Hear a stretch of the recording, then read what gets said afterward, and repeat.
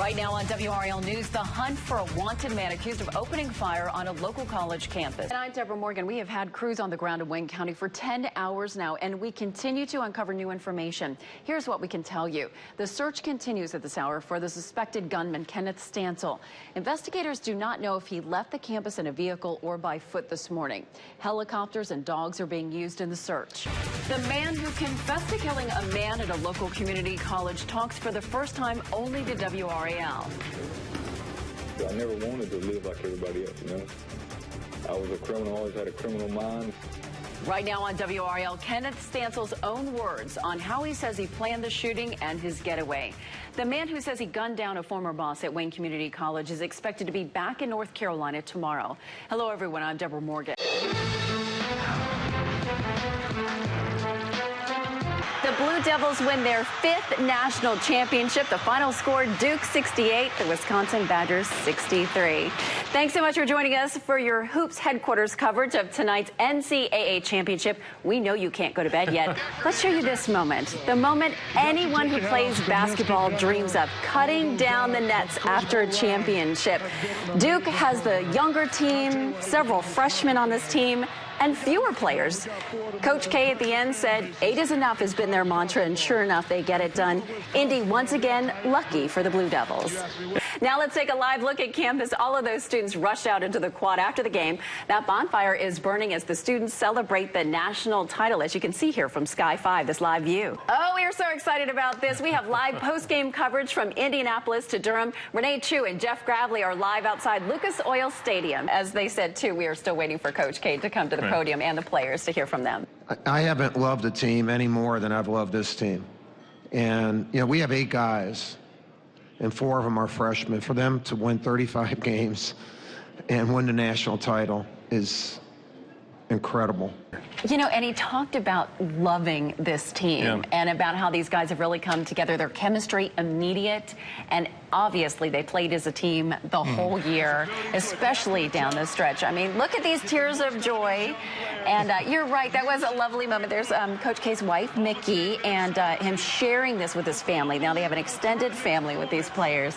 And just, you know, really exciting to watch. It's 12:45 a.m. almost, and I think Coach K could talk another hour. Oh, he is so excited about this. Coach K talking about Indianapolis and liking Indianapolis. They keep winning there, so of course they want the Final Four there every single year. That's like the Meadowlands. When they go to the Meadowlands, they seem to win all the time. Yeah, it's home away from home. Lucky places, yeah. It is 1 a.m. Welcome back to our live Hoops headquarters coverage. We are not done yet. Don't go to bed yet. Hundreds of Duke fans who couldn't make the trip to Indianapolis chose to watch the game at Cameron Indoor Stadium tonight. What an awesome atmosphere this was. Our Ken Smith was there tonight. He's still there. He continues our live team coverage. And now, Ken, describe what you saw and heard tonight. Very exciting. I love their passion. No matter where a Cameron crazy is, they are going to be crazy for the game. That was good stuff. Ken Smith, live at Duke. Thank you. Oh my gosh, now you're talking about getting hit by a tsunami. A WRAL News exclusive. It's hard for me to talk about this without getting emotional. UNC women's basketball coach SYLVIA HATCHELL's first interview about her greatest victory. I'm going to tell you, Deborah, when you go through something like this, you learn real quick who's in control, and it ain't you. Be inspired by a spirit that couldn't be broken by cancer. The biggest part is right here. One-on-one with Coach SYLVIA HATCHELL, a WRAL News exclusive, Thursday at 5:30.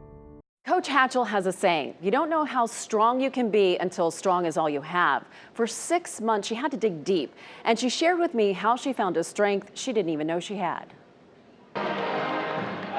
SYLVIA HATCHELL is the first to tell you can't have ups in sports, in life, without having downs. Everything is just too good. I said, and I was kidding when I said this, but I said, you know, something bad has got to be getting ready to happen. The longtime UNC women's basketball coach was having a career year in 2013. Hatchell reached 900 wins. National champs. Had the top recruiting class. Ladies and gentlemen, SYLVIA HATCHELL. And above all else was inducted into the Naismith Basketball Hall of Fame. As she says, with the up comes the down. And I'm like, oh my gosh, now you're talking about getting hit by a tsunami. I had no symptoms. Only thing was my white blood count was low. No one suspected cancer. A simple sore throat while out on the road recruiting took her back to the doctor. After more tests came the call one Friday night in October. And he said, Coach, he said, the preliminary results is that you have AML, acute myeloid leukemia. And I was like, what? He said, we got to get you in here and get our arms wrapped around this. I said, like when? He said, like tomorrow. I said, tomorrow. But I'm going to tell you, Deborah, when you go through something like this, you learn real quick, you know, who's in control, and it ain't you. Suddenly, she had to give up control and her beloved basketball team. You don't realize how much of a part of you something is until it's taken away, especially, bam, like that. For Coach Hatchell, her relationships with faith, family, and friends kept her strong when she was feeling so weak. It's hard for me to talk about this without getting emotional because from October the 12th until the middle of April, I did not spend a day or night by myself. One of my girlfriends was with me, whether I was in the hospital, I was here at home. That support system, a lot of prayers, and her incredibly positive attitude helped her battle leukemia. The biggest part is right here. It's between the ears. She never wore a hospital gown and exercised nearly every day. When her hair started falling out, she threw a party to shave her head. So they shaved one side of it, flipped my hair over, I look like a punk rocker. While the patient focuses on fighting the disease, the toll cancer takes on the family can be just as agonizing. Her husband of 35 years and son Van tried to keep upbeat and not think about the worst. Tried not to.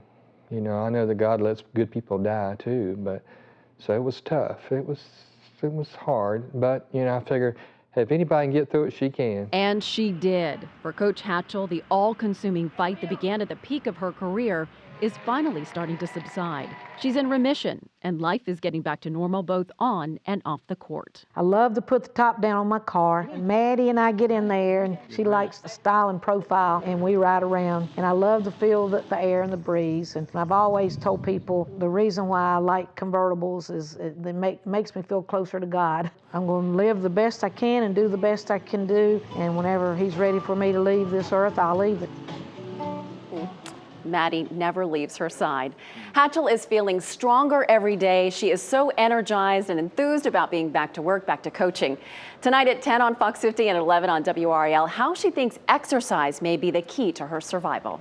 And Debra, Coach Hatchell was such a strong woman. Oh, yeah. I can only imagine what her players felt, how her players felt when they first learned of this diagnosis. It was so tough, Gerald. You know, many of them cried. They're so young.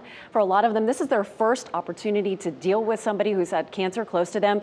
So now all of a sudden their leader, their coach, their mentor, their mother figure, she gets the news to them and then they cried. And so she just wanted to reach out. Coach said it was so difficult for her. She just wanted to reach out and hug her players, but she couldn't because of the risk of infection being so high. But now she can hug them. She's back to work and very enthused about being there. She said, don't be surprised if I get a technical every game because I am so fired up. So, anything not Carolina blue in her house? No, not a single thing.